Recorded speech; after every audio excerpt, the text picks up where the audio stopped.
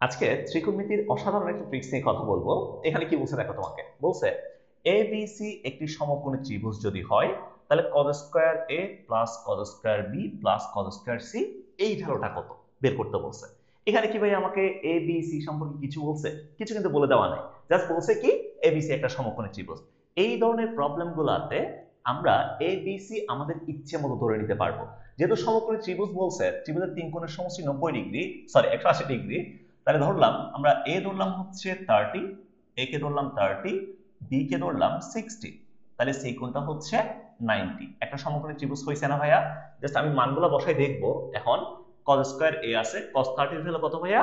cos 30 এর value √3/2, তাহলে এখান থেকে cos স্কয়ার যেহেতু আছে 3/4 আসবে, plus cos square B, cos 60 এর ভ্যালু হচ্ছে হাফ, তাহলে cos স্কয়ার বি মানে আসবে 1/4, plus cos square C, cos 90 এর ভ্যালু হচ্ছে 0, তাহলে এখান থেকে cos স্কয়ার সি সমান আসবে 0।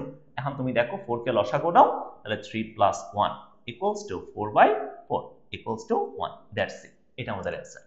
সো যারা ট্রিক্সটা জানবা তারা এই প্রবলেমগুলো 2 সেকেন্ডের মধ্যে করতে পারবা, আর যারা ট্রিক্স জানবা না তারা হচ্ছে মাথা চুলকাইতে থাকবা। ঠিক আছে? সো সবাই এই ক্লাসগুলো একটু ভালো মতো কইরো, ফ্রেন্ডের সাথে শেয়ার করিও। নেক্সট ক্লাস দেখা হবে। আল্লাহ হাফেজ।